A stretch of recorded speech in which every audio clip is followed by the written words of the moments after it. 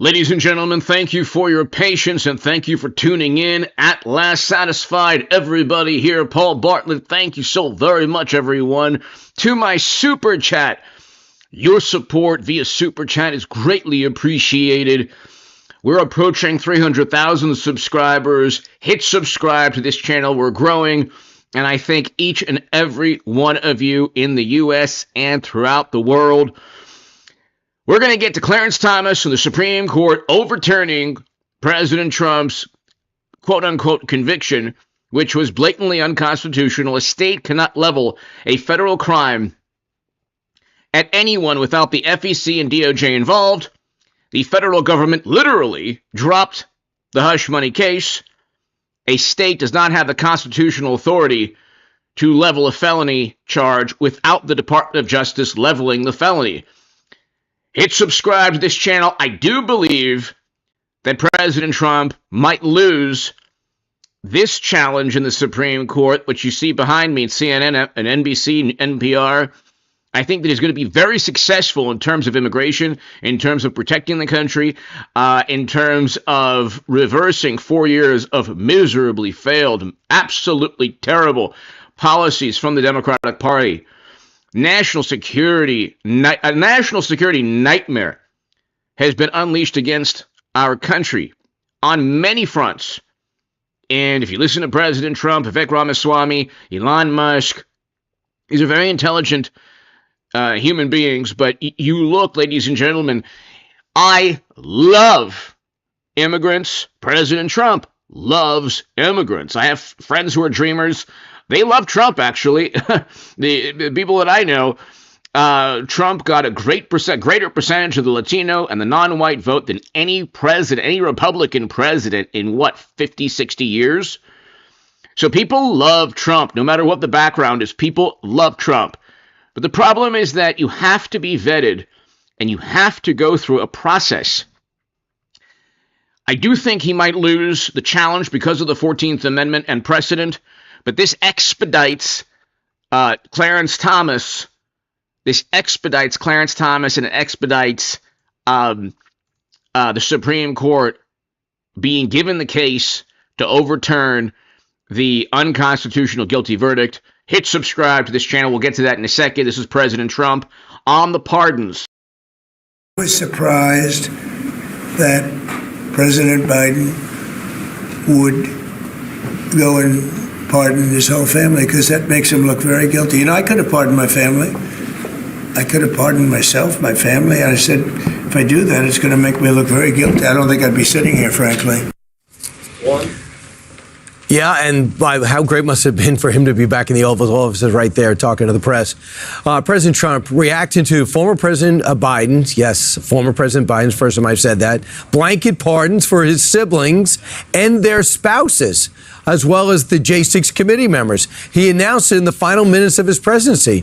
Biden explaining, quote, "My family has been subjected to unrelenting attacks and threats motivated solely by a desire to hurt me." Really? Unfortunately, I have no reason to believe these attacks will end. New York Post columnist Miranda Devine joins us now. Miranda, your thoughts about not only the new president's reaction, but about the former president's action? Look, Brian, I think it was such a fitting end to Joe Biden's presidency, because it just shows the nature of the corruption, how his family was all involved. You know, all his brothers, both Frank and Jim, as well as his sister Val and their spouses, have been pardoned. And that is an admission of guilt. As Donald Trump just said then, he didn't do that for his own family, for himself, when he was president last time, even though he was being hounded by Democrats and lawfare, because he said that would be an admission of guilt. And that's what Joe Biden has done. He's admitted guilt. I'm thinking about James Comer's book when he said there's what, the $240,000 payment from his brother James to Joe. Why did he? Well, just gave it to him. Really? He just gave them that much money. What was the reason behind that? And I think about your book, Laptop from Hell. You were the first one to forensically go through and say, where's this money coming from? And where is it? Well, that's why Sarah Biden needs a pardon. She's Jim Biden's wife, and she was the one who withdrew cash from their account after Hunter had given them some Chinese money, some of the Chinese money that he'd got. She takes it out in cash, she puts it into another account, and then she cuts a check for Joe Biden, and she writes in the memo line, loan repayment. So, I mean, that is, why do you need to go to all those financial shenanigans to write a loan repayment check? By the way, Democrats are not happy about this. They're trying to find their footing, and they say Joe Biden's made things markedly worse when he's leaving. Amy Klobuchar says this goes to, I don't support this, and this really undermines the justice system, and we have to revamp the pardons. Well, now they say that, but they've been covering up Joe Biden's corruption. I mean, it's been in the open. We at the New York Post have been exposing it for 4 years, and they've pretended that it was all Russian disinformation and lies. You're just such a perfect... At Last Satisfied, thank you, Rob. Thank you. Here's the thing, Rob, and At Last Satisfied, I think that the more President Trump goes to the Supreme Court, whether it's the citizenship issue or any other issue, the faster they get to see the unconstitutional conviction. So that is going to expedite things. Clarence Thomas, and I think also Kavanaugh, I think also Alito will spearhead overturning and reversing the unconstitutional guilty verdict. Here, I'm going to keep it 100, and here's what I think about. I think that what President Trump is doing very good in terms of protecting the country, in terms of ensuring that when people want to come to the country, and God bless everyone on the planet who wants to come. Like I said, I have friends who are dreamers. President Trump offered to make dreamers citizenship, gives dreamers citizenship. It was Democrats who said no because they didn't want a wall. So, and they still haven't, Democrats. But the point is,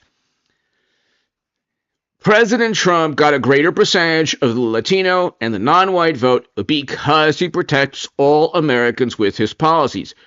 If you protect the border, it protects all Americans. The issue, and I respectfully, and this is why I disagree with the recent citizenship issue, because if you're born here, if you're born in Los Angeles, if you're born in San Antonio, if you're born in Dallas, if you're born in New York, if you're born in, any state,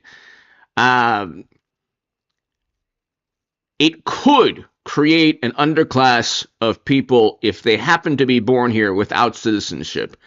That is one potential negative. I understand the motivation. There's motivation to take advantage of the 14th Amendment. I understand the motivation. And like I said, I think that President Trump has brought up very relevant, very important national security concerns. You've seen women throughout the country, unfortunately, their lives have been taken in the most brutal, evil, sinister, diabolic manner, where capital punishment should have been immediately the consequence. Okay, Democrats, we can go on forever. They claim to care about women, but in reality, their ideology, who knows who they care about. The problem, however, is that I think he's shooting for the moon, and he's just going. I think that President Trump knows he can't really overturn the precedent. You might disagree. Many here might disagree with me. I'm just saying that I think most of his policies pertaining to immigration are very, very good. Okay, there are 300,000 people under 18, okay, lost under Biden's administration. All the pontification and preaching and condemning and soapbox lecturing from Democrats, as always, whatever they claim to care about, they, in the most egregious manner, you could look at the billions in property damage, the hundreds of thousands of people who've been separated and lost. Democrats get away with infinitely worse on the topics they claim to care about from a moral stance. The problem, however, is that there is something to be said about being born in the United States of America. Okay, there's something to be said about the importance of that for the country. Okay, the incentive to to risk one's life to come here will always be there with or without the 14th Amendment. But that's just my take. Again, I agree with almost all of President Trump's policies. I will say that he keeps on shooting for the stars. He's going to, get pretty much most of what he wants. I don't think he'll win here, but let's continue. Person for this segment and this portion of our interview. 51 intel agents that signed off that the Hunter Biden laptop was Russian disinformation. Well, that has not slipped by the president's mind. He doesn't have short-term memory loss. Yeah. Yesterday, he suspended their security clearances for falsely implying that the laptop was not real. Yeah, they didn't imply. They said that it was Russian disinformation in their expert about Leon opinion. Panetta, John Brennan.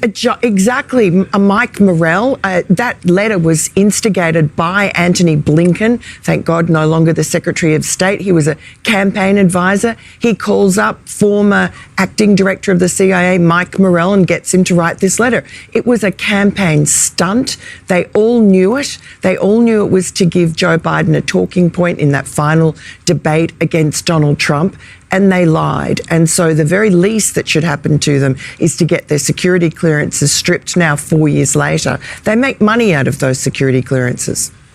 Keep in mind, that was like the death nail in that story that made it almost impossible to run with, because 51 intel agents, Leon Panetta is not known as a blatant partisan, even though he worked for Democratic administrators. And you thought to yourself, okay, guess who else was duped by that? Mark Zuckerberg was briefed in the summer before the laptop story broke, thanks to Rudy Giuliani in the New York Post. Yep. And when it happened, he goes, oh, yeah, just like they told me in the summer. I want to continue to find out who the FBI agents that told Zuckerberg that, and who the FBI agents that talked to the owner of the computer repair shop and made them seem like the criminals instead of saying, thank you for coming forward. We'll look into that. Absolutely. The same thing with Twitter. I mean, the FBI is definitely a part of this deep state cover-up of Joe Biden's corruption. And I'm sure that Kash Patel, Pam Bondi, John Ratcliffe, and Tulsi Gabbard will get to the bottom of it. And by the way, the pardons of Schiff and Hunter and others, the January 6th committee, all that stuff, the presidential pardons from Biden do not cover any future law breaking after the pardon. Also, I don't believe they cover any criminal activity before or after the committee they were on. So I think that preemptive pardon was very specific. So President Trump, Pam Bondi, Kash Patel, John Ratcliffe, and others cannot convict Liz Cheney on destroying records within the committee. That doesn't mean that if she ignores a congressional subpoena to testify or to give over records next month, next year, that would be breaking the law. That doesn't mean that she can ignore the law and not face consequences like Democrats have done since the Clinton email probe. So same with Schiff, same with everyone else. I don't believe he was accused of leaking classified data with the Nunes memo. I'm not sure. I don't know if the statute of limitations has run out. I think even that's somewhat vague. It says they say the standard has been 5 years, but who knows? But I don't think the pardon would make him exempt from prosecution for potentially leaking the Nunes memo classified data. So these pardons are pretty easy to circumvent if the same people that got pardoned commit crimes in the future, or they committed crimes that were outside the scope of the presidential pardon years back. Anyway, let's continue. By the way, you know who was president during this time? Donald Trump. Yeah. So even before the Bidens were in office and Democrats were in office, they had the power of the FBI in many cases. They are it's completely crazy to out think of about. control, just unaccountable deep staters, and they acted against Donald Trump his entire first presidency. So all of this relates directly to the conviction being overturned. Essentially, it's already been overturned. The more that President Trump goes to the Supreme Court, the more that he's there, the more that his lawyers, the more that his team, the Attorney General, the more they're at the Supreme Court, the sooner they overturn the conviction. Essentially, it's been overturned already with the immunity victory that I told you would take place.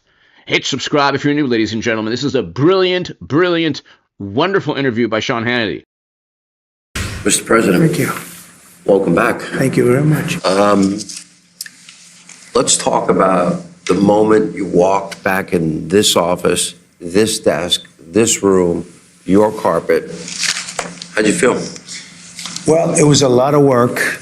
And as you know, I felt that we shouldn't have had to necessarily be here. Could have been done. A lot of work could have been, it would have been over. We wouldn't have inflation. We wouldn't have had the Afghanistan disaster. We wouldn't have October 7th with Israel, where so many people were killed. And you wouldn't have a Ukraine war going on. But with all that being said, I think it's bigger.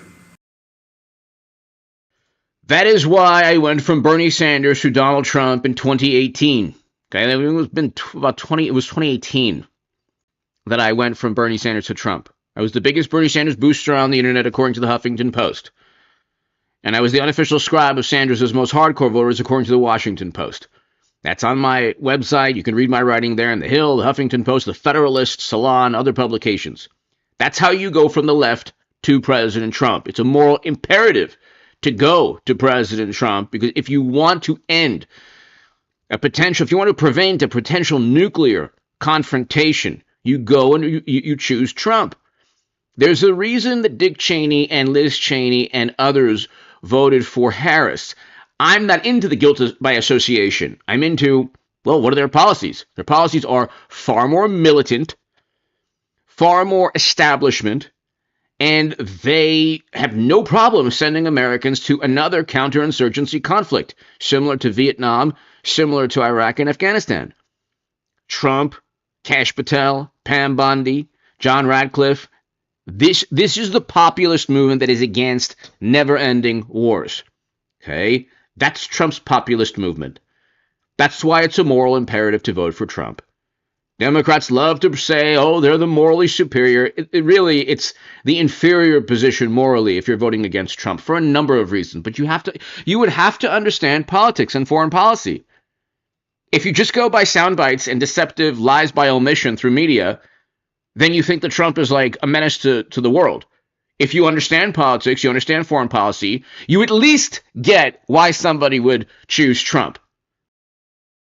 It's bigger than if it were more traditional. Only the second time in history somebody didn't have consecutive terms. Yeah. Well, they say it's historically bigger. I don't know about that. But I can say it showed us a couple of things. It showed us that the radical left, their philosophies and policies are horrible. They don't work.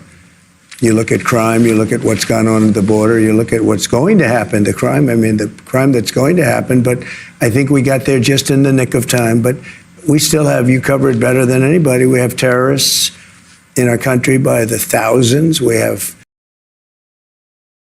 And that's, I think, the biggest reason why you need to secure the southern geographic region and every single, the northern and southern borders. You have to secure. Okay? And the Democratic rebuttal, the liberal rebuttal is, well, most people are great. I agree. Most people are wonderful. Yes. Trump said that 8 years ago, and it was like, oh my God, at the end of the world. But you have to vet. If you go to another country, most countries in the world, it's very difficult even to travel. Some countries ask, have you ever been arrested? Okay? It's very difficult to become a citizen in most countries of the world. It's very difficult to enter most countries in the world. You have to do so legally. And I agree with that. The being born in the country, that's a separate topic I think President Trump will lose on. Just because the Supreme Court is not going to break precedent, I don't think. I could be wrong. But there is no rebuttal from the Democratic Party. It's just it's a social club. Liberal ideology is basically a social club. That's why they say don't go to Thanksgiving. That's why I lost friends. They disowned me. They probably disowned you too. It's a social club. It's not about results. It's not results oriented or driven. They don't care about inflation. They don't care about endless wars. They have a certain ideology they need to adhere to, and that's it. If you don't agree with them, they don't want you around for Thanksgiving, or they won't go to your Thanksgiving dinner. You see that articles written, don't go to Thanksgiving. It's like, it's more turkey for the Trumpers. That's it. You've done nothing. It's like the average Trump supporter does not care if you vote for Biden or Harris or anyone. They feel sorry for you. The average Democrat thinks it's an abomination that you should never have been born and you've committed blasphemy. And there's something wrong with you. It's like a cult or a social club, and it's not results driven. The liberal ideology is not results driven. It's ideological. It's driven by ideology. Trump is results driven.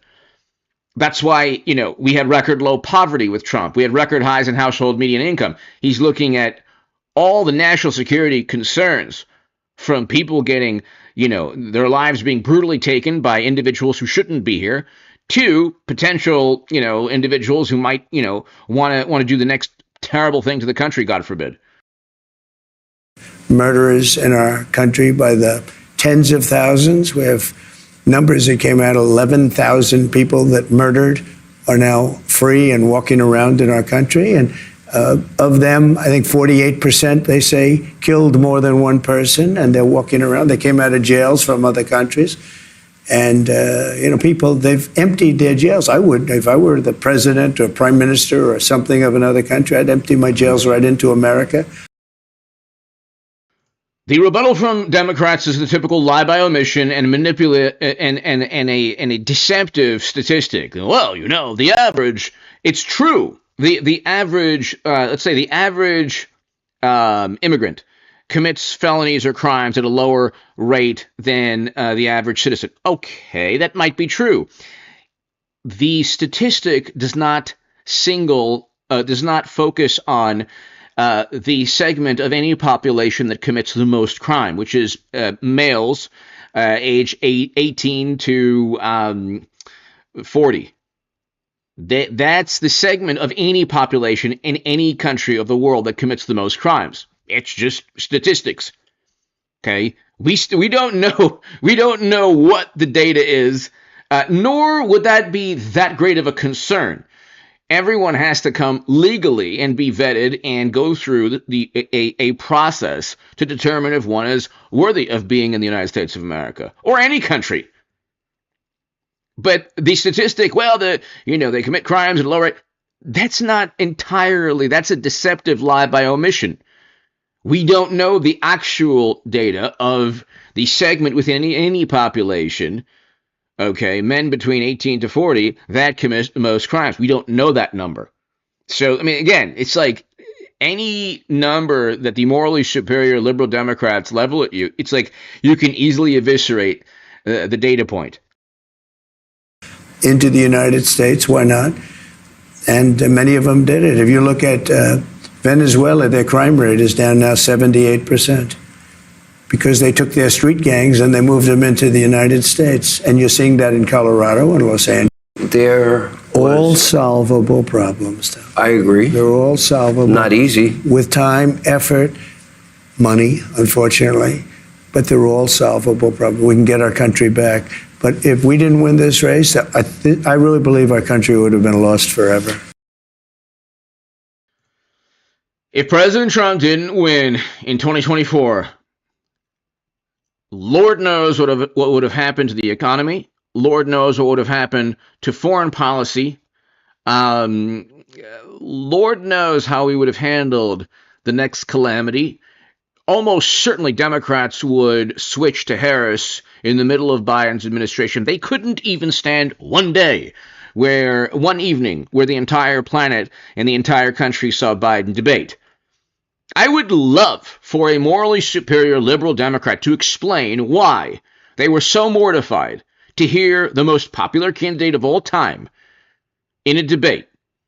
And they were so petrified that this man would go up against Trump that they jettisoned him and they allowed Harris to usurp the most popular candidate of all time. Was he not the most popular candidate? Which one is it? How do you go from the most popular candidate of all time to one debate, one evening, less than 4 years later, and even George Clooney is saying we need to change the nominee? How does that happen? Maybe Trump was right about the things he was claiming 4 years ago. Were there moments, I mean, when you think of what they threw at you, and I know you signed this declaration about no more weaponization, and we know that. Nicholas, thank you so very much. As always, Nicholas, thank you. Greatly appreciated. To my super chat, thank you. To the members on this channel, thank you. Thank you, Nicholas. The preemptive pardons came up on Joe's way out, but you were facing a civil trial, a criminal trial, conviction, sentencing, Jack Smith, D.C., Florida, Fonnie Willis. I mean, you fought through all of that to get back right here in this office. What people don't know is over there's a little red button you push. You scare people. People think it's the nuclear button, but it's really, Something else. it's you use it for a different purpose. But the question I have, it was, at any point, did you doubt you would be back here? So it's a great question. It's something I don't think about. I never really thought about it. I don't think about, gee, will I be back? I just do it. I get it done. I get things done. I'm good at getting things done, and I set my mind to it. As you know, we had a great election in 2016. I had a much better election in 2020. And if I didn't have that election, I wouldn't have run. If I thought that I didn't get the number of votes, and it was reported that I got almost 75 million votes, and that was their numbers. That wasn't the numbers, that was their numbers. That was more than anybody has gotten in history, any sitting president had ever gotten. Congress, and I had a town hall with members of Congress last night, that 70% of respondents want Congress to unite behind your agenda. I watched that show. It was a great show, and you had some great people in the background. Yeah. I know every one of them, and they're really patriots. I just saw the love, as the speaker, who was doing a terrific job. The speaker is answering questions, and I saw the acknowledgement and the love they had. And those are tough people behind him. These are not easy people. There are others that are tougher. I said, well, I don't know. This is a tough group if they want to be. They're not, nobody much tougher. But they're very unified. I think they're going to do a great job. But they have a small majority. You went through over 200 since we've got here. And we have breaking news today that we'll get to in a minute. And especially as it relates to the border and some other issues. But you're going to need to do some of these things legislatively. You will probably play the largest role in uniting them both in the House and Senate. Reconciliation, the Senate has very strict, rules governing how they can do it. Do you, one big beautiful bill, two bills, do you care at this point? I don't care as long as we get to the final answer. I like the concept of the one bill. I guess I said one big beautiful, and that's what everyone faces. Actually, it's sort of a nice sound to it. But I do like that concept. It could be something else. It could be a smaller bill and a big bill. Right. But as long as we get to the right answer. Now, I will say that Los Angeles has changed everything because a lot of money is going to be necessary for Los Angeles. There is a chance that the midterms might not go in 2 years from now the way that Democrats would like. Historically, they should take back the House. You have so many Democratic Party seats in California. Okay, it's 2 years. Things change in 2 years, but you know what? The political trajectory in these states, whether it's New York or California, Democrats aren't changing their tune. They're unrepentant. They don't think they've done anything wrong ever. You see the ladies at The View, you see MSNBC, it's the same software. They're running on the same Apple IIe DOS software. It's the same thing. They have not changed. They will never change. They will never admit they're wrong. Okay, the morally superior liberal Democrat who disowned you or won't go to family get-together or Thanksgiving or New Year's, they will not acknowledge that Trump has positive favorability rating. Wow. That's with virtually 100% negative media coverage of the past 8 years. Virtually 100% negative media coverage. God bless this man. This is amazing. That shows that the average American always liked Trump. And nobody trusts media. Nobody trusts DC. Nobody trusts the Democratic Party. Nobody trusts Hollywood, the film industry, record industry. So it's like Trump is a lot more popular than people think. And a lot of people on the other side want that to happen. And North Carolina, too. Fast. Well, they don't care about North Carolina. The Democrats don't care about North Carolina. What they've done with FEMA is so bad. FEMA is a whole other discussion because all it does is complicate everything. FEMA has not done their job for the last 4 years. I had FEMA working really well. We had hurricanes in Florida. We had Alabama, tornadoes. But unless you have certain types of leadership, it gets in the way. And FEMA is going to be a whole big discussion very shortly because I'd rather see the states take care of their own problems. If they have a tornado someplace and let that state. Oklahoma is very competent. I love Oklahoma. 77 out of 77 districts. And that's never been done before. I did it 3 times. I mean, think of it, 3 times. Never been done. Ronald Reagan had the record, 56 out of 77. I got 77 out of 77. So you have to love a place like that. I love Oklahoma. But you know what? If they get hit with a tornado or something, let Oklahoma fix it. You don't need. And then the federal government can help them out with the money. The FEMA is getting in the way of everything. And the Democrats actually use FEMA not to help North Carolina. It makes no sense. So I'm stopping on Friday.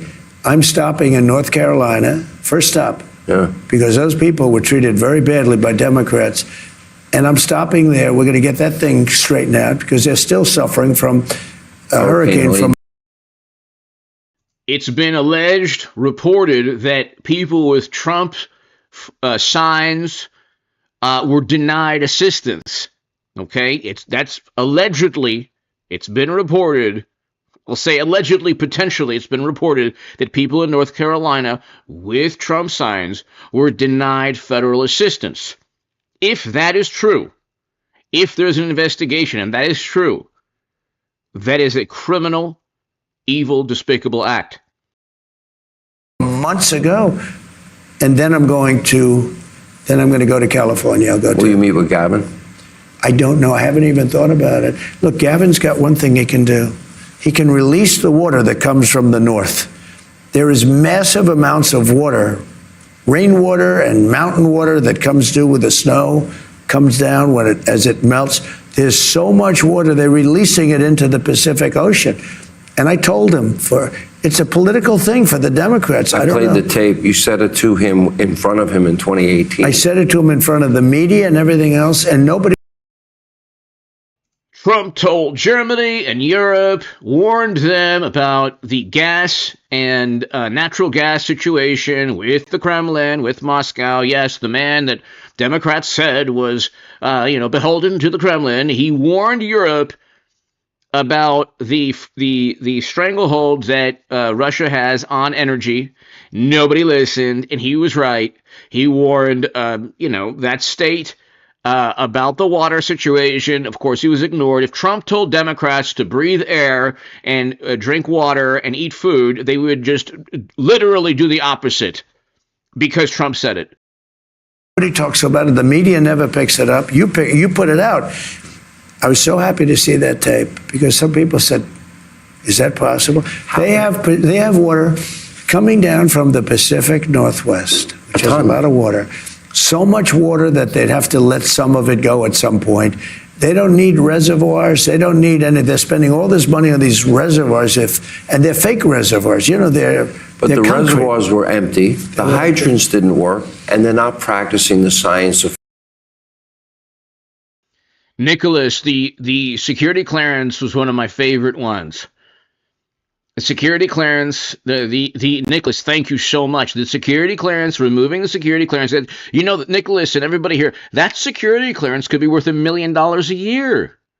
Potentially, like the Honorable James Comey says, potentially, possibly, potentially.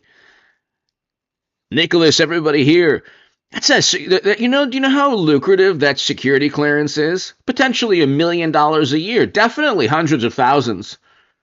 Not everybody has a security clearance to look at classified data, U.S. classified data. if you're a company and you're doing business overseas, and you want to look at the foreign policy, the domestic policy of another country, or you want to look at it's a consultant's dream. Let's say you're into this, you're in security, you're in military, you consult, you do national security consulting. I mean, if you're another country, how much money are you going to spend to get a consultant that has a security clearance that can look at classified data, or data that no other American, let's say it's not classified, let's say it's data and information that no other American could look at? My God, that's hundreds of thousands of dollars. I mean, it's and they don't have that now. So, and that also affects potentially existing contracts. I mean, it's like, but Trump held people accountable. Democrats have been acting with impunity for years and years. Republicans too. The Liz Cheney, Clinton, Kerry, Biden, Harris, Democrats were Republicans, they were acting with impunity. But now there's a new Daddy Trump is home. Forestry, which is sprinklers didn't work in the homes because they had no water. Think of it. We have sprinklers. Think of it with no water. They didn't have any water. The fire hydrants, believe it, hard to believe. The place had sprinklers. Also, commuting the sentences and pardoning the January defendants, very important. Here's why. If you're a liberal Democrat and your entire 8 years has been that the government unjustly persecutes citizens of this country, I understand there's a more nuanced view there. The entire Democratic Party is predicated upon the fact that the history of this country has persecuted people. I mean, the history of this country is riddled with examples of the government persecuting people. And what do these Democrats want? To persecute, to imprison the offenders that day in January. But what about the offenders and demonstrators who broke the law, who were left-leaning? You should always bring about whataboutism, that dumb, stupid word. It means hypocrisy. When Democrats, it's whataboutism. Yeah, it's called hypocrisy. How on earth can you focus only on January defendants and you literally had a bail fund for people who broke the law? I'm not equating why people peacefully demonstrated. I agree with why people peacefully demonstrated that summer. But like Tim Pool has stated many times, it was late May, I believe May 29th, left-leaning demonstrators linked possibly to the Democratic Party went after the White House, a government building, last I checked. I believe it was the White House. And President Trump then had to go into a bunker, and they were mocking him. The same Democrats who were mocking Trump for going into a bunker were the same Democrats who love the sacred, hallowed grounds of God. God bless the Capitol. Tell me the difference between the Capitol and a used car dealership in the inner city someplace. I want to know the difference. Does an American citizen own that used car dealership? Does that used car dealership pay taxes? I want to know the difference. Of course one is more prestigious. Of course one is more, important in terms of politics. What about a house or a business or a restaurant? You mean to tell me that Democrats can... Tim Pool was interviewing a Democratic congressman. He said, I think that, the Capitol, of course, is a hallowed ground, sacred ground. I agree also. I agree that every residence, every restaurant in the United States of America, every car dealership is hallowed, sacred ground. It should not be destroyed by complete maniacs. But Democrats look the other way. Every property in the United States of America is sacred. Democrats wouldn't want their properties, completely destroyed by raging Trumpers. Okay, so it's so that was also a good one. It's nice, but you don't want to lose this office. By the way, how do you like it? I'm glad. It's great to be back. I'm not going to lie. I've had the biggest people in the world come here, and they come into the Oval Office, and they just look, and and they want time to look. They're looking around. George amazing. Washington, April, Honest Abe. One day maybe we can do a tour. We had a conversation, and maybe I shouldn't disclose this, but I will. And it was after the 2020 election. And you asked me a question, and we've known each other for 30 years, so we have a friendship and we have a professional relationship. And the question you asked me, maybe in the end it will be better that if I came back in 4 years. It's much better that he came back, because we got to see how utterly incompetent, how much of a miserably failed presidency Biden's presidency was, and the fact that Trump has positive favorability ratings, the fact that nobody in their right mind trusts the morally superior, highly educated corporate media. Nobody trusts them. And the far left is hilarious. They think that they're going up against the corporate. They are essentially lackeys of the corporate media. There is no quote-unquote independent voice if they're voting for Harris. Okay, I mean, maybe you could be theoretically. Okay, but you'd be saying, well, I want inflation, I want never-ending military conflict and all of that. What do you stand for? I thought that never-ending military conflict was antithetical to the left. I guess that changed. And we talked about history. After World War II, Winston Churchill was thrown out, but they brought him back. Grover Cleveland is the only other American president that did not serve consecutive terms. And my answer to you was, I thought it would be bigger if you came back. It's turning out to be bigger. And I think one thing is happening is people are learning that they can't govern and that their policies are terrible. I mean, they don't want to see a woman get pummeled by a man in a boxing ring. No. They don't want to see men in women's sports, in other words. They don't want to see them, and they don't want to have transgender for everyone. They don't want a child leave home as a boy and come back 2 days later as... They don't use common sense. In my opinion, the Democrats don't use common sense. And that's common sense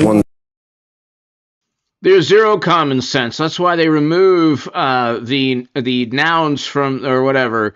I'm trying to be algorithmically. AOC, I believe, removed a certain label from her Twitter X bio. So it's like they don't believe anything. Here's the thing, okay? Trump wanted a wall in 2016. He wants one now. Trump is against never-ending wars in 2016. He's against it now. He wants a drill, baby, drill in 2016. He wants to do it now. All of these things that help the economy, that help foreign policy, he wanted to do. Do you think Democrats truly believe in the issues that President Trump was talking about? No. You think Democrats truly believe in AOC's Green New Deal? No, they didn't run on it. Harris didn't mention it once, I don't think. You think they truly believe that Biden is the most popular candidate of all time? They call it the big lie because if there was ever a legitimate investigation, a Mueller probe style investigation with millions of documents and pages and testimony and people risking jail time and prison time. I mean, there were haphazard, very quick, cursory investigations. And by the way, the new Associated Press fact check is, we spoke to this official. And that's the way these fact checks have been. This has been debunked. How is Trump debunked? We spoke to a county official. That doesn't mean you've debunked anything. You've just appealed to authority. What do you think? They never asked Trump, hey, did you work for the Kremlin? Of course I did not. It's been debunked. Democrats have been debunked the false claims. They never say the false claims of Schiff and Democrats and Clinton. They never use that word, that verbiage, those types of words when describing Trump Russia. They said, well, there's a reason to be suspicious. Based on what? A dossier they purchase? I mean, literally, Trump could purchase a dossier that said Biden railroaded him, and they would say, my God, he purchased the dossier. It's just that's what Democrats did to him. Anyway, let's continue.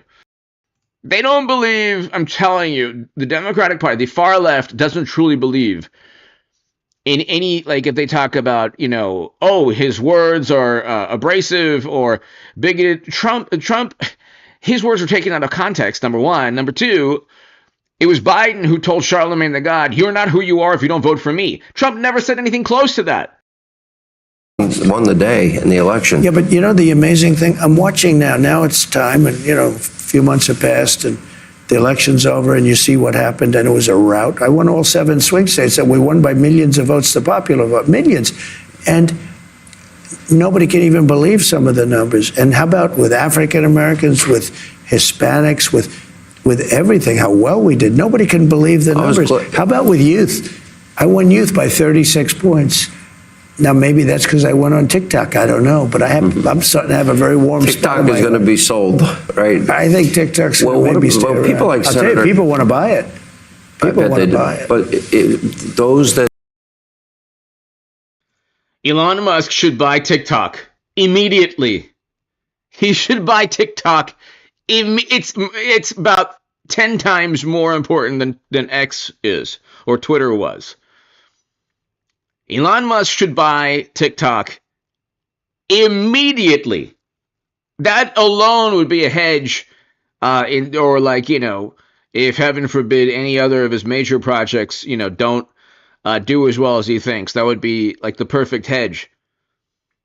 But my God, Elon Musk should buy TikTok yesterday. He should buy TikTok tomorrow. He should buy TikTok immediately. That say they know, say it's a spying app for the communist Chinese. But you can say that about everything made in China. Look, we have our telephones made in China for the most part. We have so many things made in China. So why don't they mention that? Let me get to the some interesting issues. thing with TikTok, though, is you're dealing with a lot of young people. So they love it. Is it that important for China to be spying on young people, on young kids watching crazy videos on things? I don't want China spying on anybody. No, but they make you telephones, and they make you computers, and they make a lot of other things. Isn't that a bigger threat? I'm sure that'll be part of your discussions with President Xi, which I'm going to talk about in a moment. Let me go to the border. We do have breaking news today. I ran into Tom Homan as I was...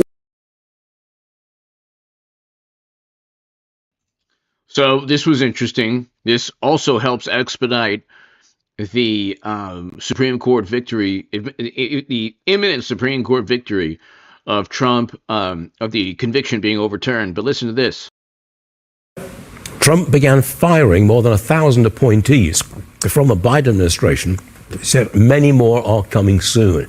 He's clearing house, Brian. He is, and he's saying, go home with pay, with pay for now.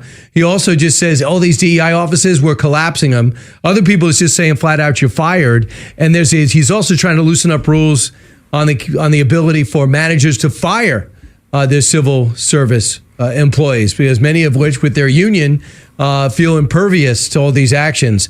But I think America in the private sector, you've been showing in your show, is already saying goodbye to DEI. Disney's saying it, Walmart's saying it. You see so many other companies just getting rid of it. And then the FBI does it last week on their own, just to say we're getting rid of that. And so we will see. Al Sharpton's not happy about it, which means usually it's a good thing. Yeah, I agree. Brian, listen to Trump take questions yesterday. He went on for a long time. Here's a short clip. Roll it. Mr. President, is it also true in your conversations with Republicans today that you asked them to consider recess appointments for cabinet officials? I think, if it's needed. I don't think it's going to be needed. Are you open to Elon buying TikTok? I would be if he wanted to buy it, yeah. Can we continue? Elon Musk must buy TikTok. If 1,626 viewers, we have almost 300,000 subs, relatively small, somewhat not tiny, but approaching a decent sized channel. If there's anyone, well, it's the whole world can hear this. Elon Musk needs to buy TikTok. It's about 10 times, it'll be 10 times more lucrative, more influential, more important than X will ever be. And he has the money now to do so, or whatever. He has the money to get the loans needed to buy X. To buy TikTok. If Elon Musk can, if he gets X and TikTok, it's a whole new ball game in the world, because Musk has to contend with the European Union also. So that's a big issue. Selling products that benefit yourself personally while you're president? Well, I don't know if it benefited. I don't know where it is. Where is it today? Several $billion, it seems like, in the last several days. Several billion? That's peanuts for these guys. Were security concerns at all a factor when deciding to move your inauguration indoors? No, not at all. No, not at all. It was just cold. Do you have TikTok on your phone? No, but I think I might put it there. Yeah, Brian, that's a far cry from the last 4 years when Biden rarely took off-the-cuff questions. It reminds me of the old days. How about you? Oh, absolutely. And, you know, people are just going to grab that one question, other networks, they'll go, I'm going to go run with it. But I just found it so insulting. I'm almost embarrassed to have these three titans of the tech industry and AI, the most mysterious but potentially life-changing thing that's happened maybe over the last 50 years. If you've seen Terminator or Terminator 2, you pretty much understand everything there is to know about AI. And they're all in the Oval Office talking about a $500 billion investment that's going to benefit multiple states and thousands of people. And it's, hey, what about the January 6th pardons? How come you formed your own? He pardoned them because they served prison time, whereas the people who did the exact same things linked to the Democratic Party all throughout that summer, linked directly to billions upon billions in property damage, did not face the same consequences. Equal justice under the law. Again, it's so simple to understand. Cryptocurrency. And I'm saying you have an opportunity. Larry Ellison came out and said, in a short while, using this technology, we'll be able to find out the cancer that might be existing in you and stop it before it kills you. That's pretty enticing. I could think of a few questions off the top of my head, and with Larry Ellison there and all the AI leading engineers there, that might come to fray. But instead, you got this ongoing obsession with. I'm not so certain that we've reached a point yet where that type of device couldn't be hacked. So, I mean, you know, Democrats, they're so worried, well, whatever. Anyway. January 6th. And I love that President Trump at one point was trying to finish a sentence. Yes. And the network reporter was pushing back. Yeah. And he just said, let me finish. Yeah. You get it wrong. He almost said, shut up. Almost, but not quite. Right. You're going to get. Oh, it was Biden who used profanity against a reporter. Trump never did, but of course, Trump is the abrasive one. A lot more about this. I mean, whenever he comes out in public, there's a camera, and he addresses the camera and answers any and all questions. It's such a contrast to Biden, who tried desperately to escape the cameras, escape reporters, and his staff kept him away. It's a contrast. Stuart, keep in mind, he had that list of people. They gave me a list. I'm going to get myself in trouble. He constantly said, who's going to get Donald Trump in trouble? And do you think he had a list? He just said, yeah, you, next, go ahead. Just nodded to people. Yeah. That's not the type of staff that he needs. I mean, he just doesn't need it. But as you saw with Marco Rubio yesterday, he sent a missive out to all the State Department employees. We got a new series of, we have a new focus right now. I think we're going to see the same thing with energy. We're going to see the same thing with interior. We're going to see the same thing with defense.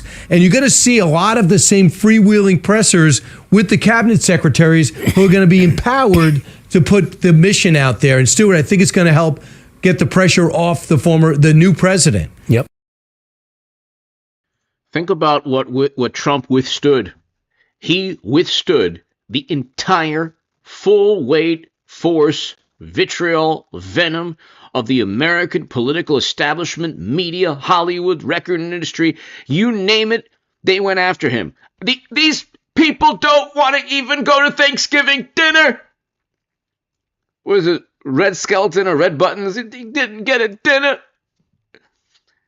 They won't even, there are articles written, don't date a Trump supporter, don't marry one, divorce one. I mean, it's like beyond a social club. It's a cult on the left. And he defeated all of them. This man did something We're all of American media every day lied about Trump. Every single day said that he was working for the Russians. I mean, you'd have to be a complete imbecile to have believed that at all. I mean, could anyone give me any billionaire? Could Jeff Bezos have withstood this? Could Zuckerberg have withstood this? I mean, have you ever read a hit piece on Bezos or Zuckerberg or any of them? No. There's not many billionaires that get hit pieces written about them. Okay? Trump, every day, 24/7, the venom, vitriol, nastiness. And he won 2 terms. And he won the popular vote. And now he has a positive favorability rating. Why? Because the average American knows that media lies by omission or blatantly, overtly lies. But, okay, so what Trump did was unbelievable. And again, I have 10 lifelong friends that have either outright disowned me or, unfortunately lost touch because of my great sin. I committed, blasphemy and heresy. It was a sin beyond belief. I voted for Trump. And I know a couple of people who think that, I did it because of money. It's like, no, I was less. There was, you, in 2018, if you were on the left, you went to Trump, you lost money. You didn't get, selling Make America Great Again hats as a former Bernie Sanders supporter wasn't exactly lucrative. Okay? You did so because you want to end never-ending military conflict. But they don't care. And that's not, look, I'm not judging anyone morally. Do you? I don't care what you do. Do you? But if you don't care, or it's not part of your value system to end perpetual military conflict, the way Trump wants to end, the way Pam Bondi and John Radcliffe and Kash Patel and Trump's advisors, they want to end perpetual military conflict. That's why Liz Cheney went up against Trump. That's why Dick Cheney voted for Harris. I don't care. Go vote for Harris. It doesn't matter to me. But don't pretend it's about morality. Don't disown friends and family because you think you're on the right side of history and Trump won the popular vote the second time around. After we had 4 years of Biden. It's like, what more could prove? What more needs to happen to prove that Democrats have been on the wrong side of history? Okay? You think if Biden was a great president, even the Democrats themselves, even George Clooney himself would write that Biden needs to go? Biden, God forbid, could have been like, what was the menagerie in Star Trek? Democrats could have had, what's his name? Kirk, not, was it before Kirk? It was just like the head on the, it was like on the machine. And if we had a great economy, if we had a great foreign policy, he would have been reelected. But we had a catastrophe with Biden. And that's why they went with Harris. And Trump came back. What greater example? What more has to happen to prove that Democrats have been on the wrong side of history for the past 10 years? President Obama could have had his third term with Clinton. She lost. Democrats could have regained the Oval Office with Harris. She lost. So, and Trump won again despite endless lies and vitriol and all of that, and the most apoplectic, hysterical opposition. Thank God they're so inept, it's unbelievable. Anyway, ladies and gentlemen, God bless you all. Thank you so much for tuning in. I'll be here tonight at the same time tomorrow night. Let's get this channel to 300,000 subs. I'll see you tomorrow. Thank you, everybody. Nicholas, everybody here. Salute. Everybody here. Thank you so very much. I will see you all tomorrow. And thanks, everybody.